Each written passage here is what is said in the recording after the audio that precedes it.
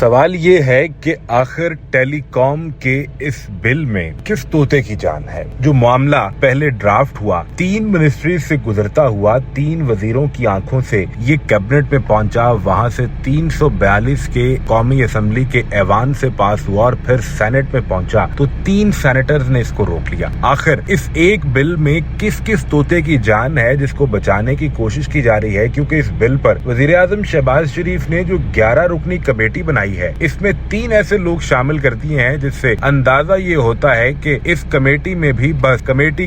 کھیل کر کمیٹی نہیں نکلے گی۔ معاملہ یہ ہے کہ ٹیلی کام اور اس آئی ٹی منسٹری کے بل کے بعد ایک شور کھڑا ہوا، لیکن اس کے فوری بعد اس بل کو واپس نہیں لیا گیا، بلکہ سینٹ کی کمیٹی میں موجود اس بل کے اوپر ایک اور کمیٹی بنا دی گئی۔ سینئر صحافی رؤف کلاسرا جو اس بل کو سینٹ کی قائمہ کمیٹی کی ایک بریفنگ کے دوران رپورٹ کرتے ہوئے سامنے لے کے آئے، ان سے یہ سوال پوچھا گیا کہ وزیر اعظم نے اس پر 11 رکنی ایک کمیٹی بنائی ہے، آپ کیا سمجھتے ہیں کہ اس کمیٹی سے وہ فائدہ ہو سکے گا جس سے اس بل کو روکا جا سکے یا تبدیل کیا جا سکے؟ اس پر سینئر صحافی رؤف کلاسرا نے کہا کہ بنیادی بات یہ ہے کہ جب کوئی بل ڈرافٹ ہوتا ہے وہ کسی بھی منسٹری کی طرف سے آ رہا ہو، اس میں منسٹری آف لا کا انپٹ ضرور ہوتا ہے۔ جب یہ بل منسٹری آف لا سے تیار کر دیا جائے تو اسے کیبنٹ میں بھیجا جاتا ہے، جہاں کیبنٹ سیکرٹری اس بل کو وزیر اعظم کی موجودگی میں کابینہ کے سامنے پڑھ کر سناتے ہیں اور اس کے فائدے اور نقصانات بیان کیے جاتے ہیں۔ وہاں بھی کسی نے پڑھنے کی زحمت نہیں کی تو پھر کابینہ سے اس بل کو قومی اسمبلی میں بھیجا گیا، جہاں پارلیمانی امور کے وزیر طارق فضل چودھری ہیں۔ لیکن معاملہ یہ ہے کہ قومی اسمبلی میں بھی کسی نے اس بل پر اعتراض نہیں اٹھایا، اور پھر جب یہ بل سینٹ کی کمیٹی میں گیا تو وہاں سینٹ کمیٹی کی سربراہ پلوشا خان کی جانب سے اس بل پر اعتراض اٹھایا گیا۔ اب وزیر اعظم نے جو کمیٹی بنائی ہے اس میں اس بل کو ترتیب دینے والی خاتون وزیر شیزا فاطمہ بھی شامل ہیں، طارق فضل چودھری، منسٹری لا کے نمائندے